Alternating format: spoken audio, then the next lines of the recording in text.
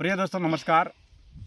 जीवन दर्शन की इस यात्रा में आपका तहे दिल से हार्दिक स्वागत है।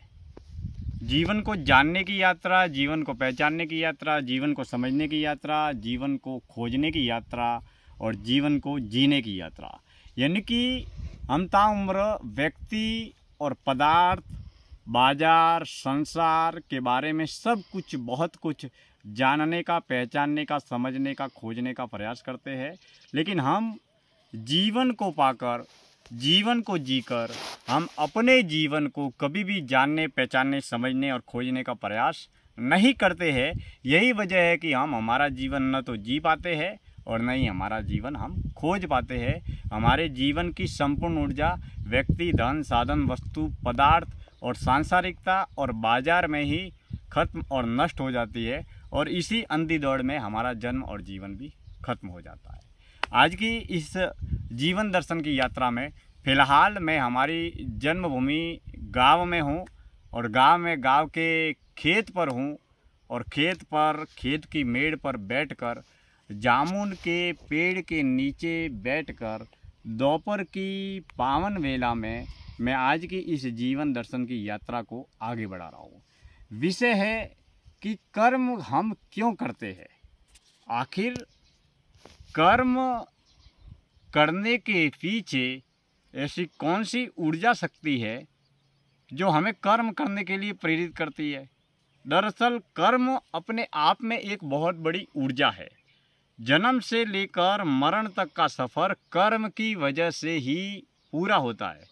अगर हमारे जन्म से मरण तक के सफ़र की अवधि अगर हम 50 साल, 60 साल, 70 साल, 100 साल माने, तो अगर कर्म ना हो, विचार ना हो, विकार ना हो, शादी ना हो, ब्याह ना हो, मृत्यु ना हो, सामाजिक, पारिवारिक, सामाजिक रिश्ते, बंधन, व्यापार, नौकरी, धंधा, कारोबार, बचपन, जवानी, बूढ़ापा, ये सब अगर मेला झमेला, दौलत, दुनियादारी, दुकानदारी, ये सब ना हो तो फिर जन्म से लेकर मरण तक का सफ़र कैसे तय होगा।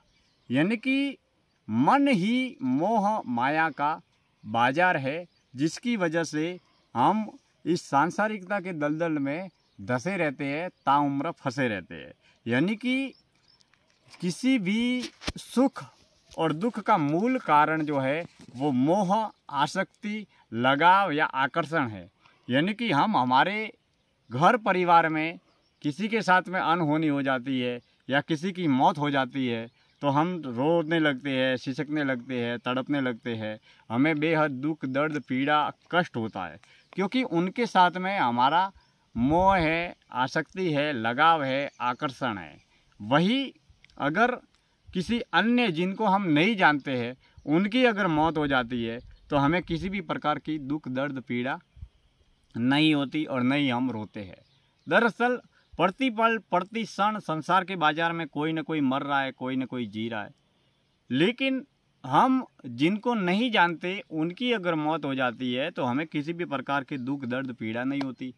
लेकिन अगर हमारे घर में, परिवार में, समाज में जिनको हम जानते हैं, जिनसे हम परिचित है, जिनसे मोह है, आकर्षण है, लगाव है, आकर्षण है, आसक्ति है, उनकी अगर मौत हो जाती है या उनसे अगर किसी उनके साथ में कोई दुख हो जाता है या अनहोनी हो जाती है या दुर्घटना हो जाती है